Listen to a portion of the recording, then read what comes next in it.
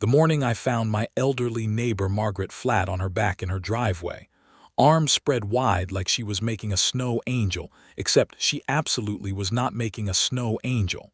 I knew this winter was going to be different. She had slipped on the ice that had built up overnight, cracked her wrist on the concrete, and was lying there in 32-degree weather calling for help that almost nobody heard because everyone was inside hiding from the cold.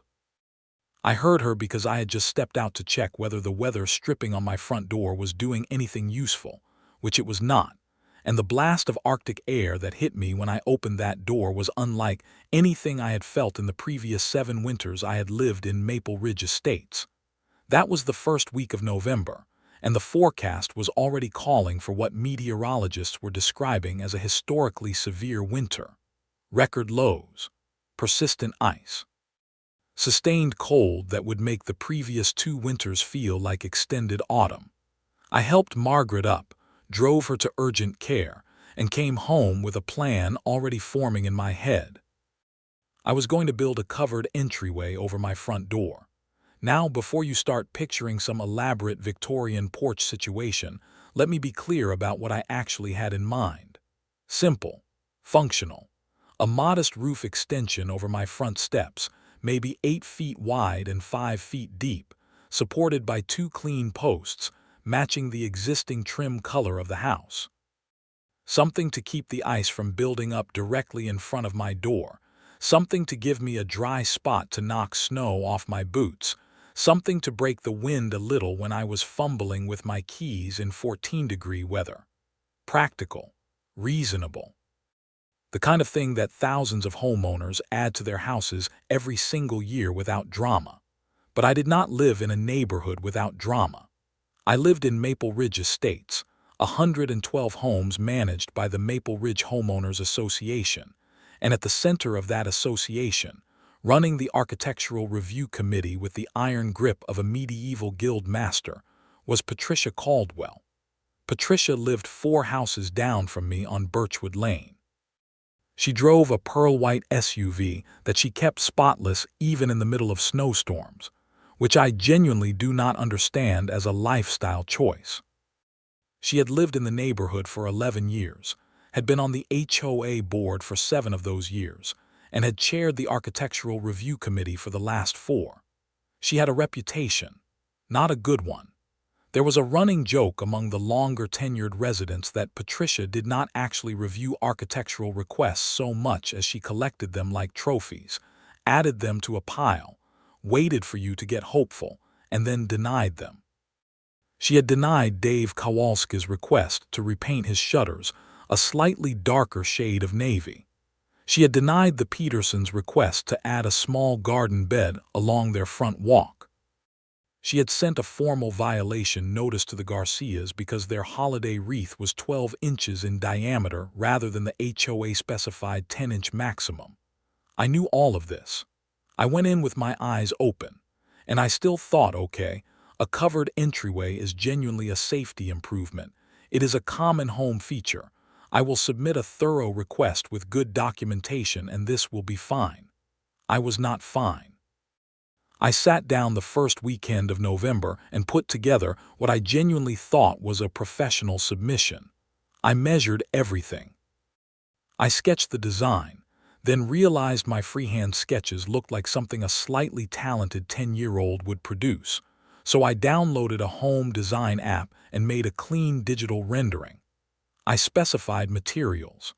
I listed the exact paint color I would use for the posts, which was already on the HOA's pre-approved color palette because I had looked that list up specifically.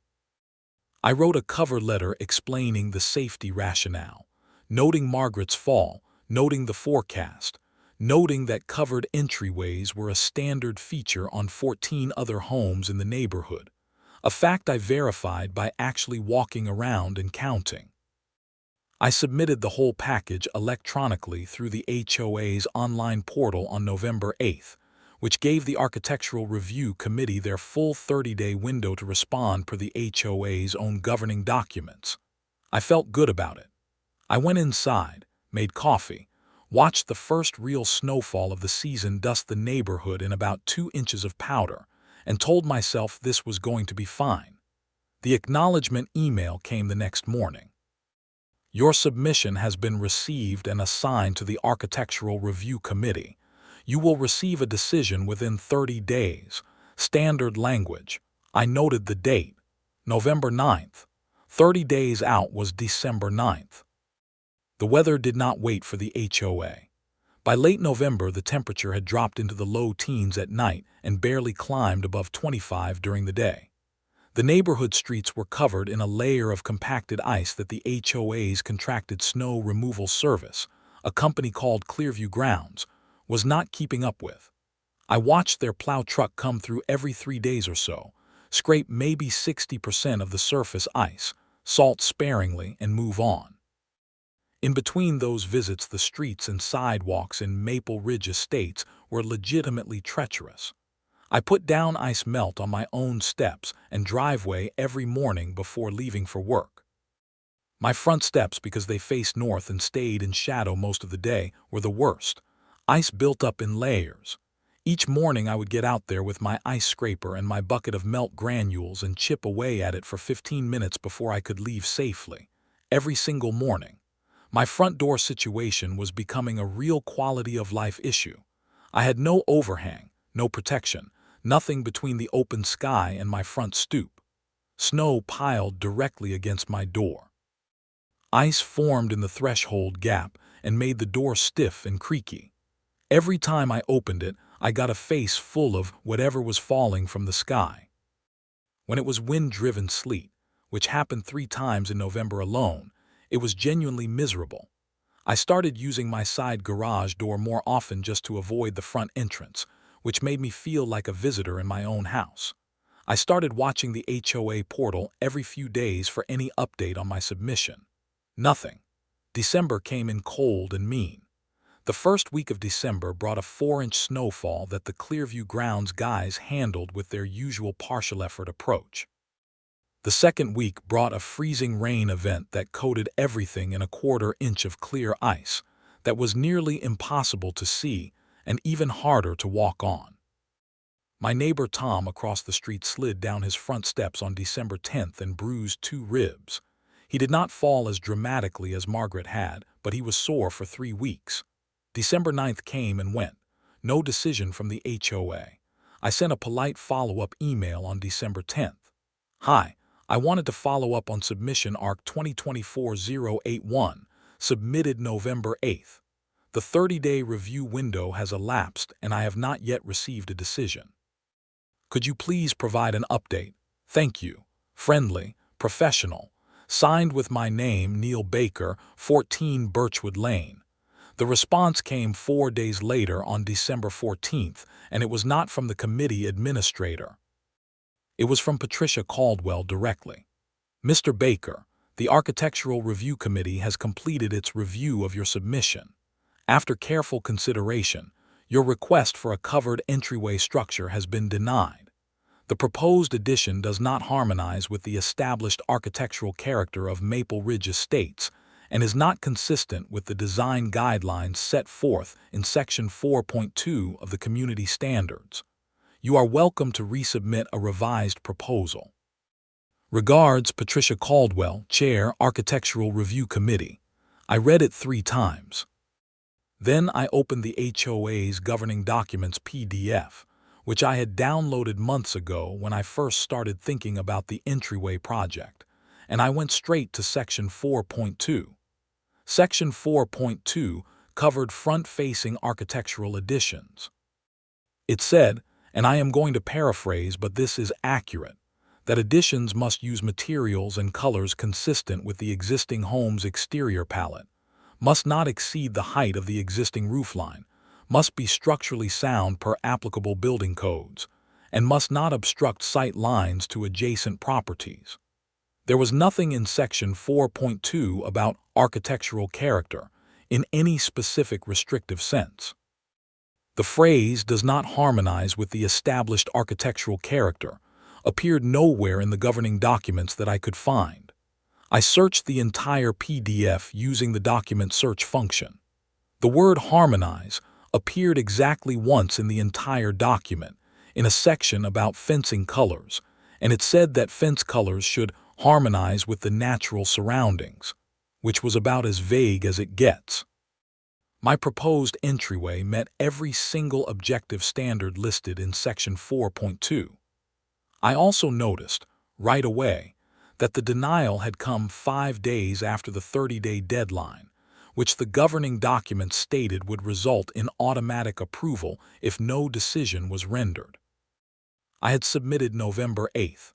30 days was December 8th. The denial came December 14th. I wrote that down. Then I wrote down the names of those 14 homes with covered entryways. Then I pulled up the HOA's online records portal and started looking at when those additions had been approved.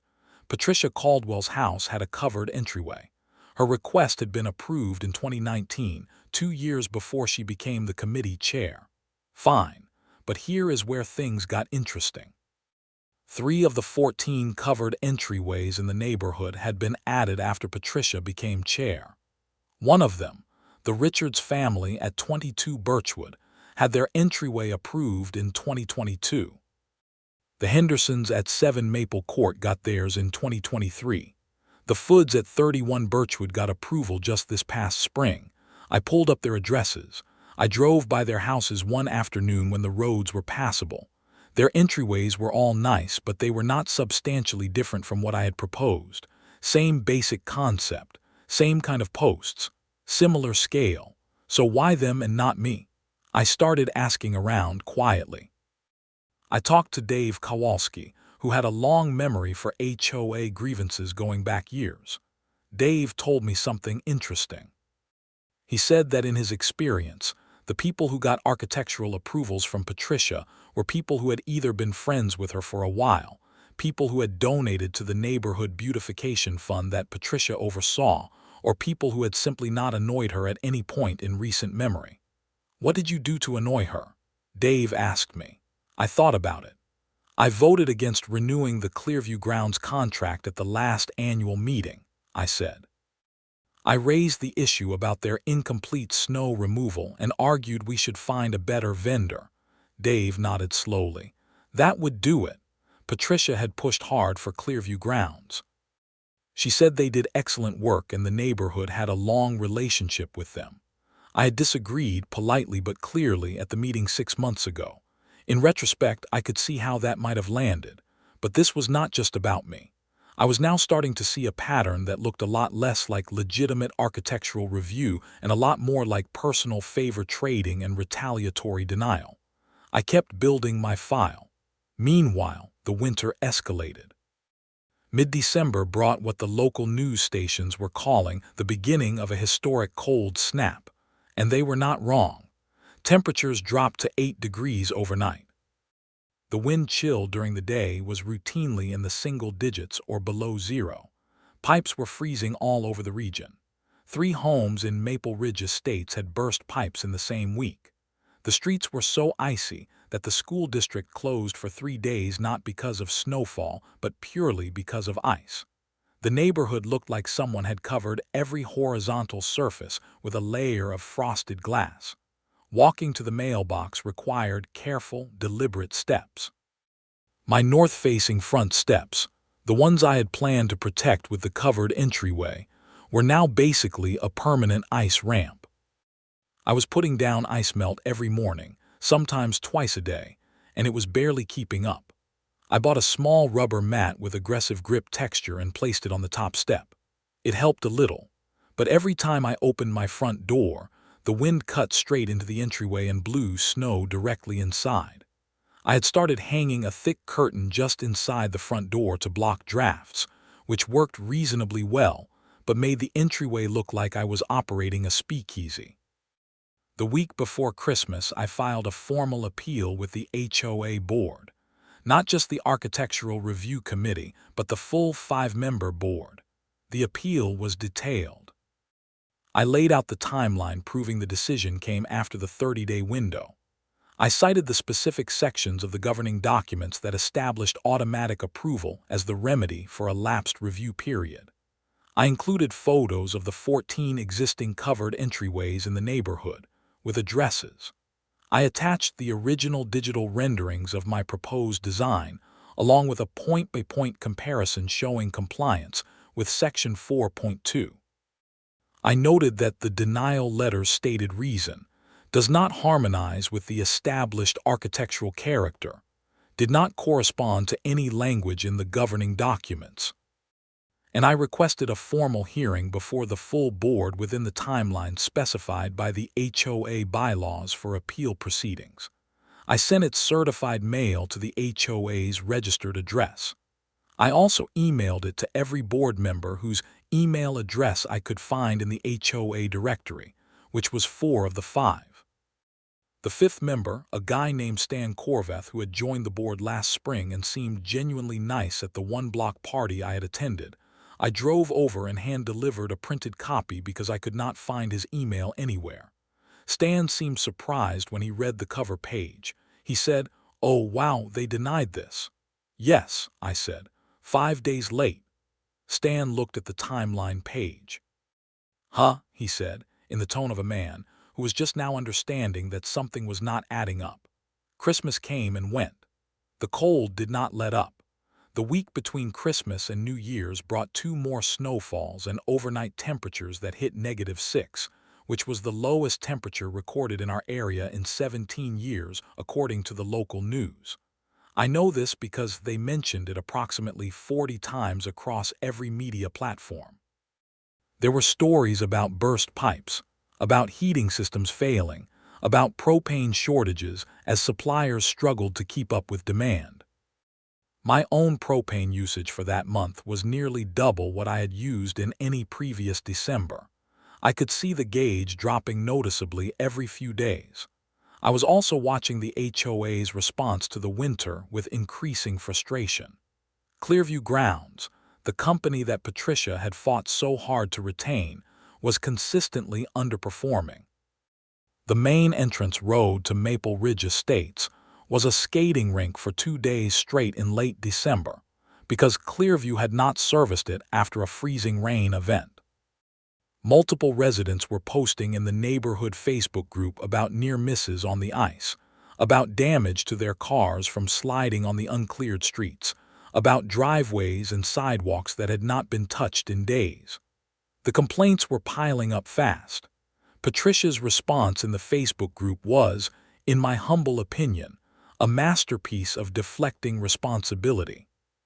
She said the weather was exceptional and unprecedented, that Clearview was doing their absolute best under difficult conditions, and that residents should be patient. She also, in what I thought was a remarkable move, gently suggested that residents should clear their own front walks since community responsibility begins at home.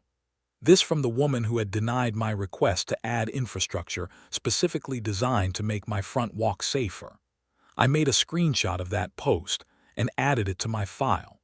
The formal appeal hearing was scheduled for January 7th. The HOA bylaws required a response to a formal appeal within 30 days, and the board had scheduled it right at that deadline. Fine. I had 30 days to prepare, and I used every one of them. I spent time in the evenings pulling apart the HOA's governing documents more thoroughly than I had before. I found 3 things that were particularly useful. First, the automatic approval provision I had already identified, clearly stated in Section 6(1)(c). In the event that the Architectural Review Committee fails to render a written decision within 30 calendar days of receipt of a complete submission, the submission shall be deemed approved. This was not ambiguous. Second, I found in Section 8.3, which covered enforcement and review standards, a requirement that denial decisions must cite specific provisions of the community standards that the submission failed to meet. A vague reference to architectural character without citing a specific standard was arguably not a valid denial on its face.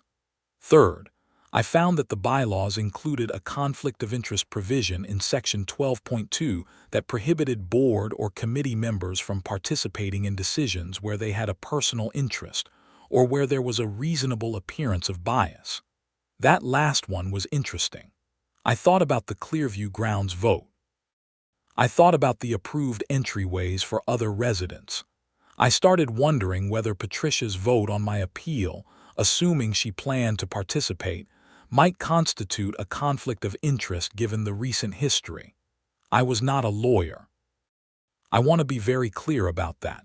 But my cousin Jason is a lawyer, and he had been following this whole saga via text messages with a mix of amusement and genuine legal interest. I called Jason over the holidays and walked him through everything. He asked me to send him the governing documents and my file. Jason called me back 2 days later. "Okay," he said. "Here's what you have. You have a very clean automatic approval argument under 6(1)(c). The timeline is documented, the submission was complete, the 30 days lapsed. That is straightforward. The denial letter doesn't cite a specific standard the submission failed, which is also a problem for them under 8.3. And the conflict of interest angle is worth raising because even if it doesn't result in a finding against her, it puts pressure on the board to distance themselves from her position. But honestly, Neil, the automatic approval provision is your strongest card. That alone probably ends this in your favor if you handle it right. "Do I need to bring a lawyer to the hearing?" I asked. "You can if you want," Jason said, "but honestly you can probably handle this yourself. The provision is clear. But let me draft you a letter you can read at the hearing. Something formal that establishes your position on the record. If they still deny you after that, then you have grounds for legal action and I come in." "How likely is that?" "Depends on whether the board has any sense," Jason said. "Some HOA boards will back down immediately when confronted with clear legal language. Others double down because they're not used to anyone actually fighting back. Based on what you've told me about this woman Patricia, I'd prepare for the double-down scenario." I appreciated Jason's honesty. January came in at -3 degrees on New Year's Day, which felt like a personal message from the weather gods. Snow had been sitting on the ground continuously since mid-December. The neighborhood was buried. Clearview Grounds had plowed the main roads once in the last 10 days. The sidewalks had essentially not been touched. People were cutting through yards just to walk anywhere because the sidewalks were impassable. The HOA Facebook group was a disaster of angry posts and worried questions about liability. Someone posted that their delivery driver had slipped on the community sidewalk in front of their house and was threatening to make an insurance claim. Patricia posted again asking for patience and reminding everyone that Clearview was working under challenging conditions. Tom, my neighbor with the bruised ribs, posted a response that was polite in structure but absolutely savage in content. He laid out the specific dates Clearview had and had not serviced the neighborhood, compared it to the contract terms he had obtained from the HOA records portal, and noted that Clearview appeared to be in material breach of their contract obligations. Tom, it turned out, was a retired contracts manager who had spent 30 years making sure vendors fulfilled their obligations, and he knew exactly how to document non-performance. Tom's post got 47 likes in the first hour. Patricia did not respond. I reached out to Tom privately and told him what I was dealing with on the architectural review side. He was immediately interested. He told me he had also filed an architectural request the previous spring for a modest pergola in his backyard and had been denied with similar vague language. He had not appealed because at the time he had not known he could. Now he was reconsidering. We started talking every few days. Tom had connections with 4 or 5 other residents who had similar grievances, people who had been denied requests or hit with violations they felt were unfair. Slowly, a small coalition was forming. Nothing organized yet, just neighbors talking. In the meantime, something else happened that added a new dimension to the whole story.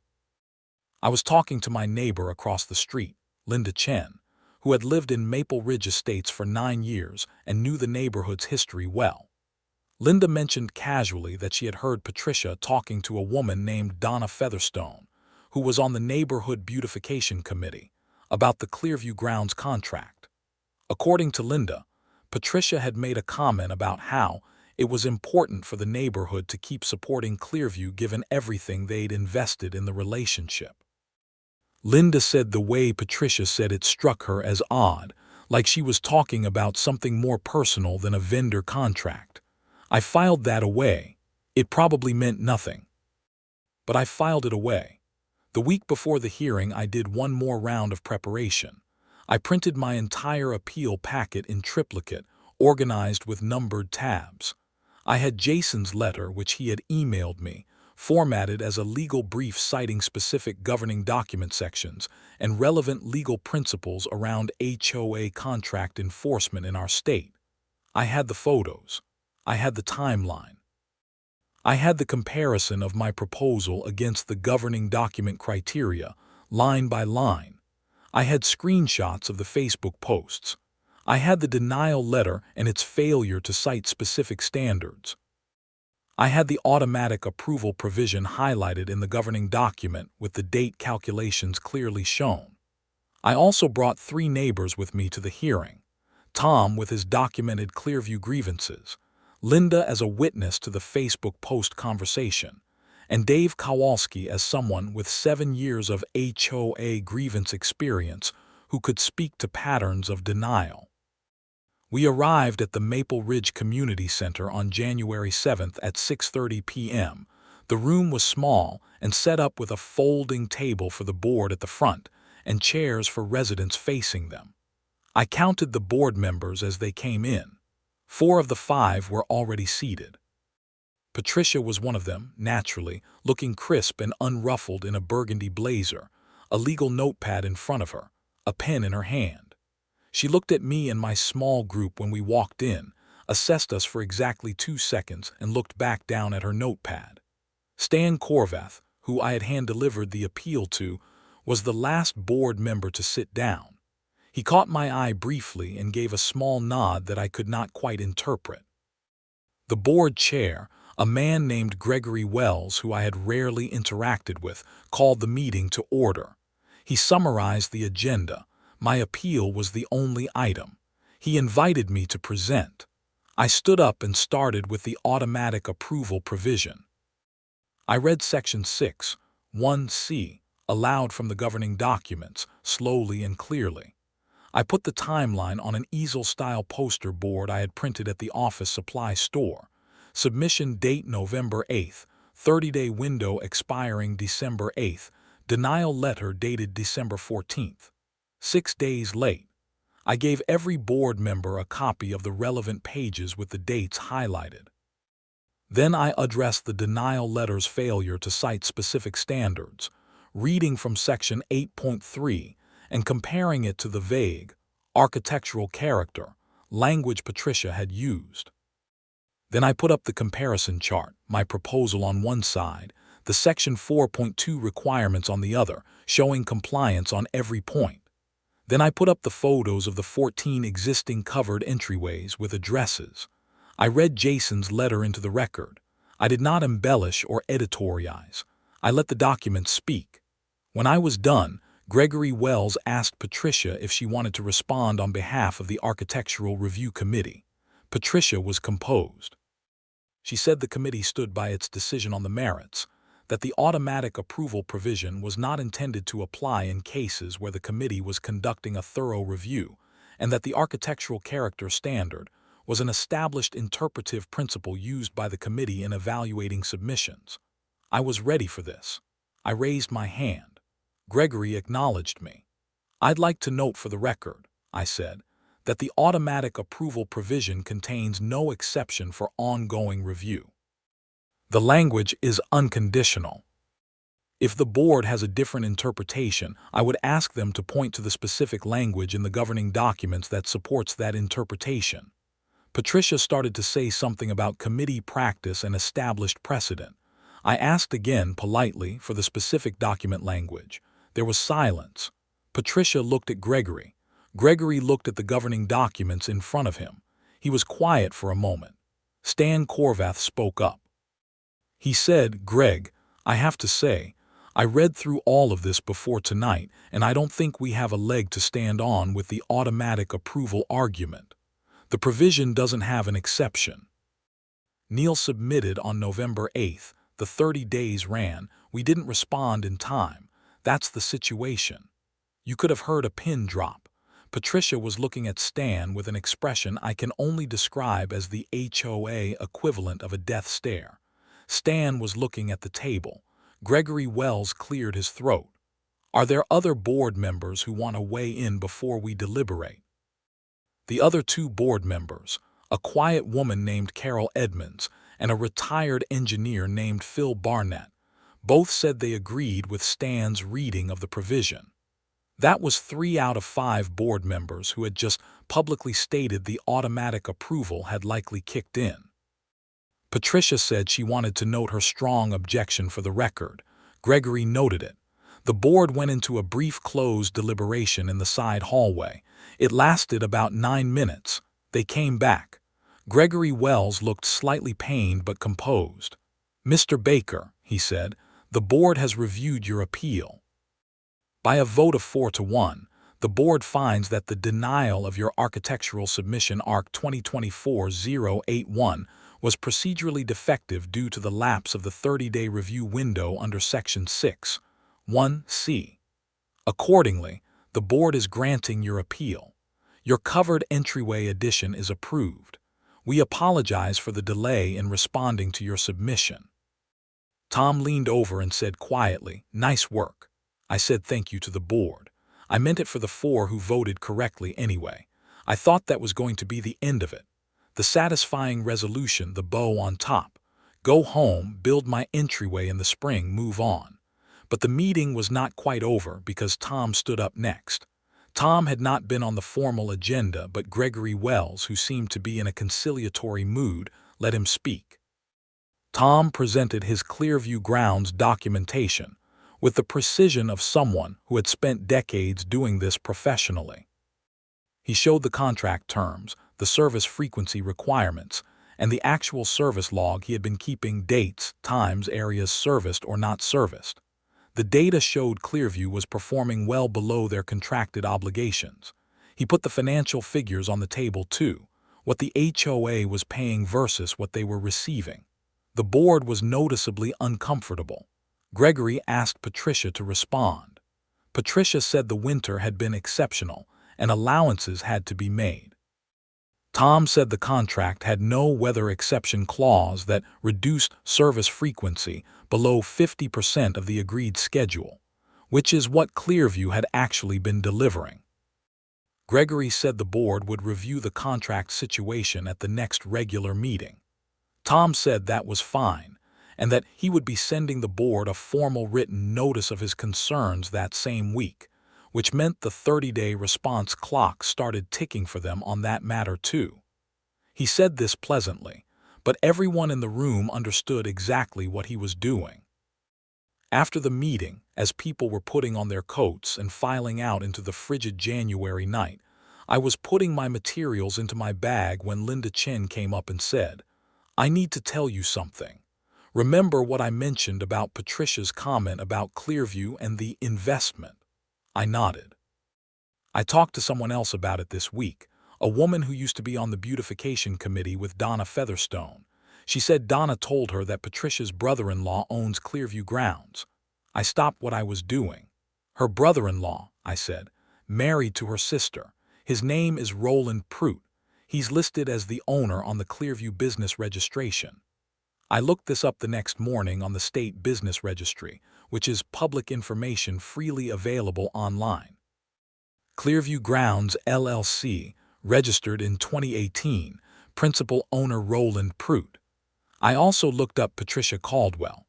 Her maiden name before she married Carl Caldwell was Patricia Prout.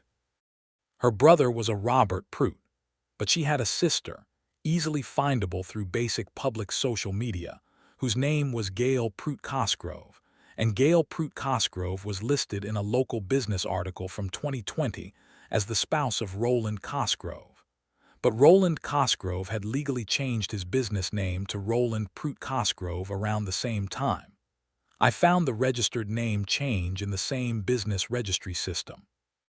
Clearview Grounds, LLC, owner Roland Prout Cosgrove, business name simplified to Roland Prout on newer filings. It was a little convoluted, but the connection was clear enough. Patricia Caldwell's brother-in-law, more or less, owned the company that held the HOA's snow removal contract, a contract that Patricia had vocally and persistently championed, a contract worth, according to the HOA's published financial statements, $48,000 per year. This was not just shoddy governance. This potentially met the legal definition of a conflict of interest requiring disclosure under both the HOA's governing documents and our state statutes covering nonprofit associations, which is what HOAs are organized as in our state.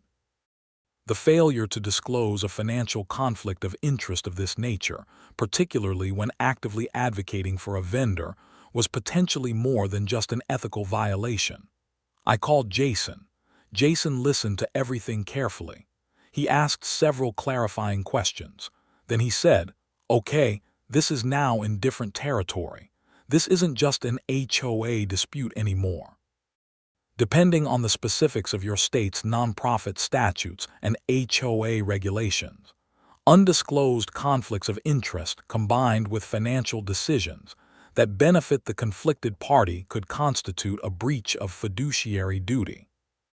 In more egregious cases, where there's evidence of personal financial benefit flowing back to the board member, it could potentially be fraud or embezzlement.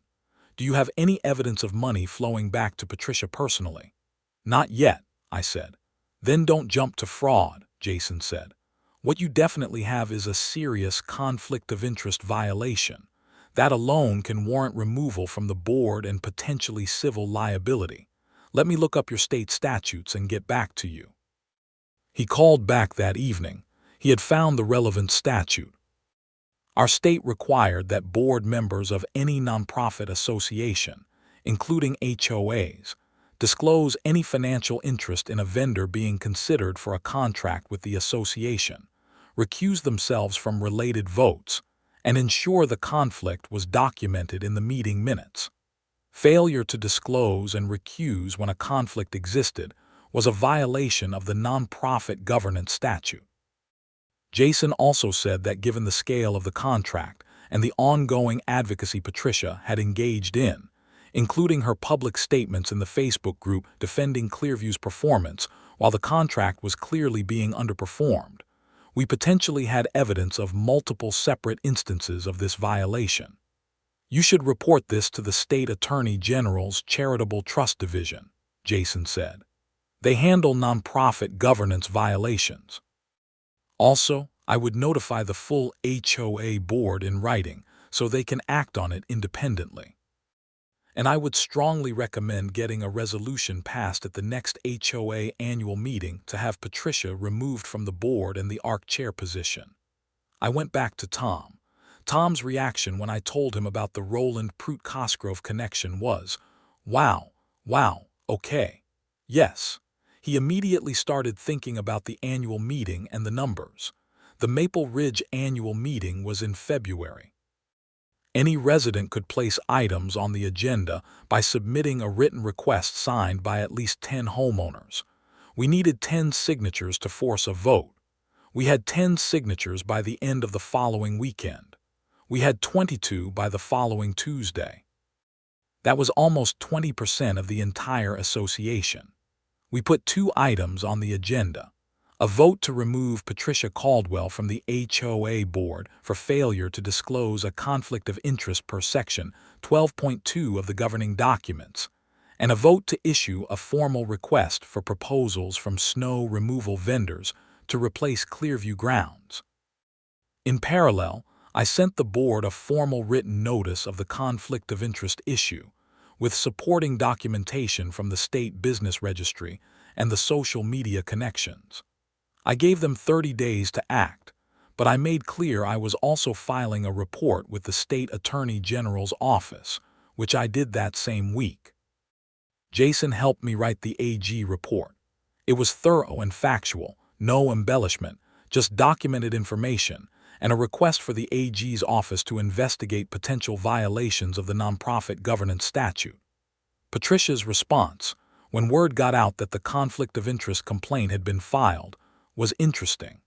She sent an email to the neighborhood mailing list, which the HOA board had apparently agreed to let her use for this purpose, which itself seemed questionable.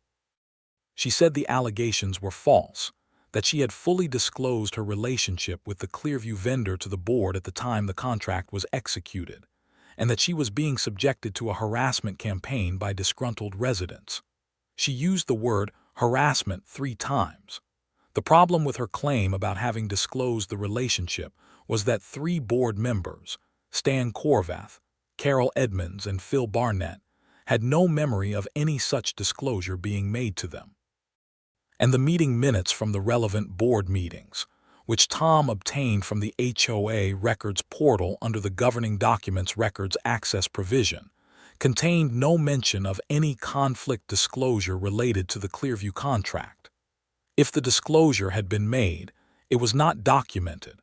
If it had not been made, then Patricia was now potentially lying about the prior disclosure in a public statement.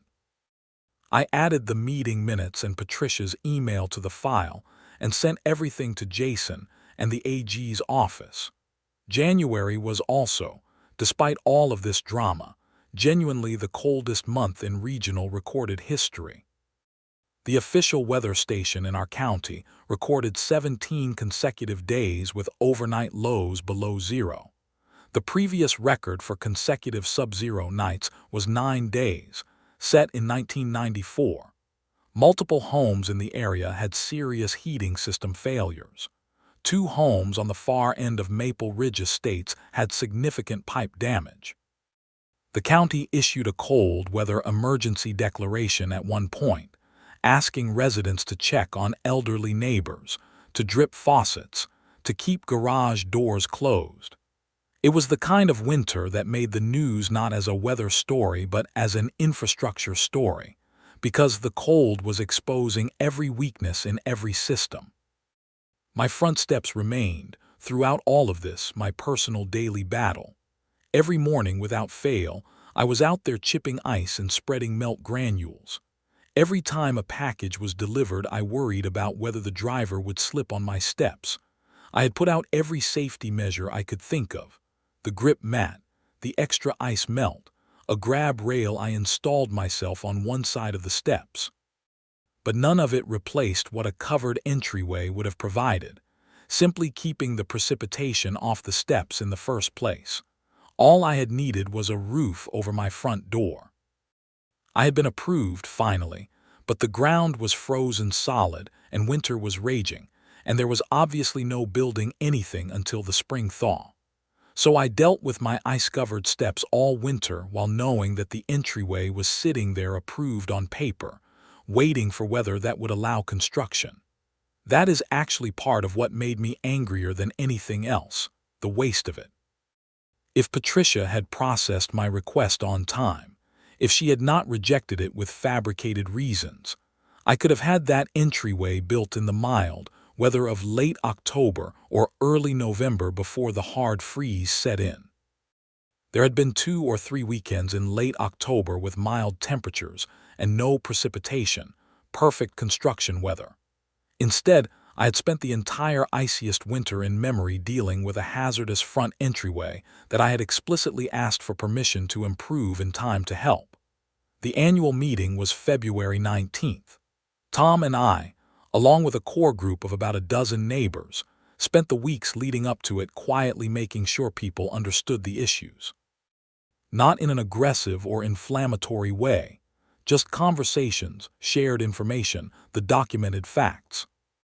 We set up a shared online folder where neighbors could review the business registry information, the meeting minutes, the timeline of the architectural review, the Clearview service log, and the governing document sections at issue. We invited anyone who wanted to ask questions to come to an informal coffee meeting at Tom's house a week before the annual meeting. 31 neighbors showed up at Tom's house. His living room was genuinely full. People sat on every piece of furniture and stood along the walls. Tom and I walked through everything. Questions came fast. How long has this been going on? Did the HOA board know? Are we going to get our money back from Clearview? What happens to Patricia? We answered honestly. We did not know all the answers yet, especially about the legal outcomes. But we explained what we did know, what the governing documents said, what the state statute said, what we had reported to the AG's office, and what the annual meeting votes could accomplish. One older woman named Frances, who had been in the neighborhood since the development was first built 12 years ago, raised her hand and said, "I just want to say, I had a request denied 4 years ago and I never understood why. It was for a small accessibility ramp. My husband needed it after his hip surgery. They said no, and we had to use the back door for 8 months until he recovered. I want to know if that denial was legitimate or if it was like what Neil described." The room was quiet. Several people were nodding. 2 or 3 others started mentioning denials they had received or heard about. It became clear that Patricia's committee had been running a pretty opaque operation for years, and that a lot of people had accepted denials without questioning them, because they did not know they had the right to appeal or the tools to research the governing documents. The annual meeting on February 19th drew the largest resident attendance anyone could remember. 67 households represented, either in person or by written proxy, out of 112. The required quorum for the agenda votes was a simple majority of those present, which we had easily. The vote on Patricia's removal came first. 61 in favor, 5 against, 1 abstention. Patricia herself tried to speak before the vote, but Gregory Wells told her that as the subject of the motion she could not chair that portion of the meeting and asked Stan to run it. She protested. Stan, politely but firmly, gavelled the discussion to order and proceeded with the vote. Patricia sat in her chair through the vote count with her arms folded, and her face set in a composed expression that I suspected was costing her enormous internal effort to maintain. When the count was announced, 61-5, she gathered her notepad and her pen and stood up and left the room without a word. The vote on the vendor replacement was equally decisive. 58-7 in favor of issuing a new request for proposals for snow removal services, with the provision that any vendor related by family connection to a board member would be disqualified. That last clause was added by Tom and went in unanimously as a modification to the original motion. After the meeting in the parking lot in the cold night air that was still cold enough to see your breath, a small crowd of neighbors stood talking. It was one of those moments that felt genuinely communal, like something real had shifted. People who had barely spoken before were exchanging numbers. Frances came and found me and said thank you, not just for the architectural stuff, but for making people feel like they had a voice. I said I had had plenty of help, which was true. The Attorney General's office sent an acknowledgement letter confirming they had received our complaint, and it was under review. Jason said that was a good sign, that it meant the complaint was not being immediately dismissed. The actual investigation timeline would depend on their caseload and the complexity of the review. About 3 weeks after the annual meeting, in early March when the weather was finally starting to loosen its grip and temperatures climbed above freezing for the first time since November, we got an update from the AG's office. They had found sufficient grounds to open a formal investigation into the conflict of interest allegations regarding the Clearview contract. They were requesting documents from the HOA and from the Clearview vendor. Jason said this was meaningful. They only open formal investigations when the initial complaint has real substance. This is going somewhere. By April, the investigation had produced a preliminary finding. The AG's office issued a notice to the HOA board that Patricia Caldwell had failed to disclose a material financial relationship with Clearview Grounds LLC in violation of the state nonprofit governance statute. The notice required the HOA to take corrective action, which included formally documenting the violation, engaging an independent auditor to review the Clearview contract and payment history, and implementing conflict of interest disclosure procedures going forward. It also made clear that the AG's office had referred the matter to the state's Business Regulation Division for review of the specific financial arrangements between the HOA and Clearview. That referral was the one that eventually got teeth. The Business Regulation Division dug into the financials and found something that the AG's office had suspected but not had full access to in their initial review.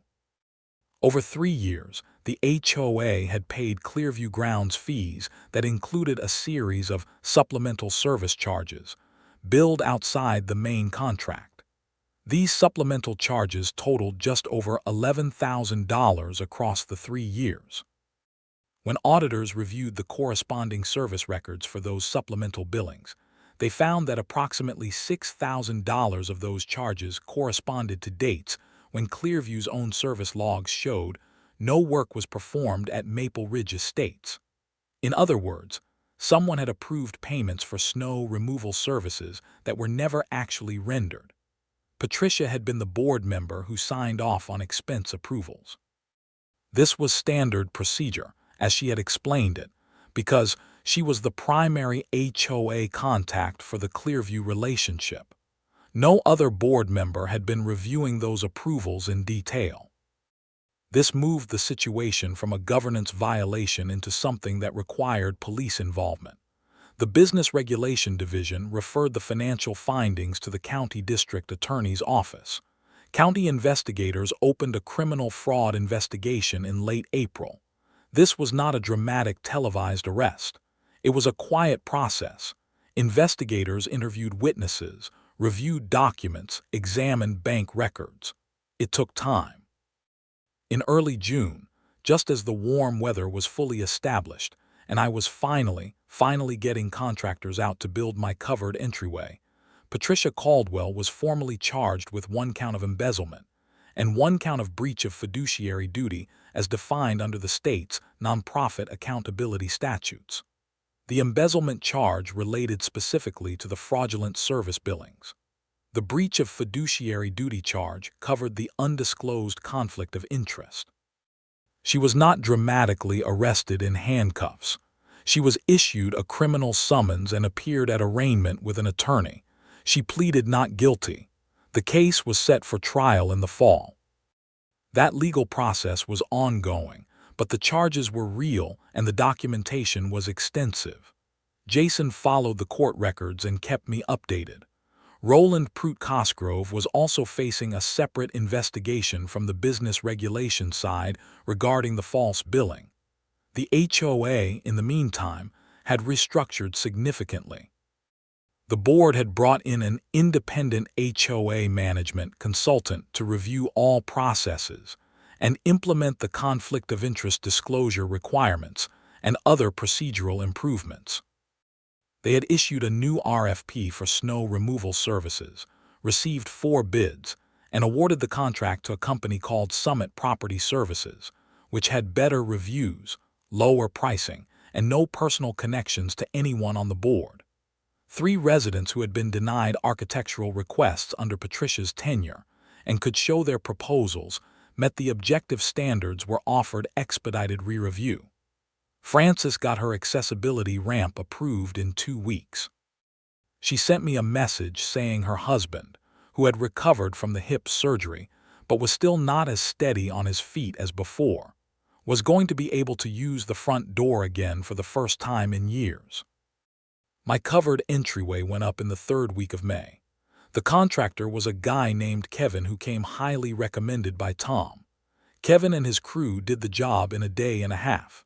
2 solid posts, a clean sloped roof that matched my existing roofline exactly, pre-painted to match my trim in a color that was, of course, on the HOA's pre-approved palette. It looked great. It genuinely transformed the front of my house. Dry landing zone, wind protection. No more ice building up directly on the steps because the roof kept the precipitation off. The first time I stood under that entryway during a rain shower in early June, just standing there dry while the rain came down a foot in front of me, I felt a specific kind of satisfaction that is hard to articulate but that I suspect any homeowner who has fought unreasonable bureaucracy will understand immediately. It was the satisfaction of a problem solved, a right vindicated, a thing built that should have been built 7 months earlier. Simple, solid, mine. Tom came over to look at it when it was done. He stood back with his coffee mug and said, "That looks exactly like what you described. Nothing fancy, totally appropriate." I genuinely cannot understand what Patricia's objection was supposed to be. "Power," I said. "That was her objection, just power." Tom nodded. He had seen this before in other contexts. "Well," he said, "she doesn't have it anymore." The neighborhood had changed. Not dramatically, not overnight, but meaningfully. More people were showing up to HOA meetings. The new board was more responsive and more transparent. The Facebook group had evolved from a constant complaint forum into something more functional, people sharing information, asking for contractor recommendations, organizing a block cleanup day in April that drew more volunteers than anyone expected. There was more trust, more communication. The ice of that terrible winter had melted in more ways than one. Margaret, my elderly neighbor who had started this whole chain of events with her fall in November, came by to see the entryway when it was finished. She said it looked very nice and very sensible, and she could not imagine why anyone would have objected to it. I told her the short version of the story. She listened with the particular expression of someone who has lived long enough to not be surprised by human pettiness but still finds it slightly astonishing. "Well," she said, "you handled it right. You documented everything, you followed the rules, and you let the facts speak." She paused, "And you helped Patricia speak for herself, which was perhaps the most efficient approach." I laughed. I told her she was not wrong. The trial in the fall resulted in Patricia pleading guilty to a reduced charge in a plea agreement negotiated by her attorney. She received a suspended sentence, 3 years of probation, a restitution order requiring her to repay the $6,000 in fraudulent billings to the HOA Association Fund, and a court-ordered prohibition from serving in any fiduciary capacity for a nonprofit organization for 5 years. Roland Prout Cosgrove reached a separate settlement with the Business Regulation Division that included restitution and revocation of Clearview's business license for 3 years. The HOA used the recovered restitution funds, plus a small surplus from the lower-cost Summit Property Services contract, to fund a sidewalk improvement project the following spring. New curb cuts, improved drainage in low spots that had been ice traps for years, and a proper surface treatment on the main entrance road that dramatically reduced ice formation. It was the most visible infrastructure improvement the neighborhood had seen in years. By the following November, when the second winter rolled in and temperatures started dropping again, Maple Ridge Estates was genuinely better prepared. Summit Property Services came through reliably after each storm. The sidewalks were clear. The entrance road was treated proactively. The HOA board held monthly meetings that actually started on time and finished in under 90 minutes, which I was told was unprecedented. And on my front step, under the clean overhang of my covered entryway, there was no ice. The roof did exactly what I had known it would do. It kept the precipitation off the landing, kept the steps dry, broke the wind. I stood out there the morning of the first real snowfall of that second winter, and drank my coffee and watched the snow fall just beyond the edge of my little roof. And I thought about what a long, ridiculous, infuriating, ultimately satisfying journey it had been to build something this simple. A covered entryway, 8 feet wide, 5 feet deep, 2 posts, a roof. It had cost me months of aggravation, dozens of hours of documentation and research, the filing of complaints with 2 separate government agencies, and the support of neighbors who had become genuine friends in the process. It had also, almost accidentally, exposed a years-long conflict of interest scheme that had cost the neighborhood tens of thousands of dollars and resulted in criminal charges. All because one woman with a notepad and a seat on the Architectural Review Committee had decided that the word harmonize meant whatever she needed it to mean on any given day, and that the rules applied to everyone except herself. I finished my coffee. The snow was accumulating cleanly on the uncovered driveway, soft and white and manageable. Inside, the house was warm. The entryway was solid. The neighborhood was in better hands, and somewhere across town, Patricia Caldwell was on probation.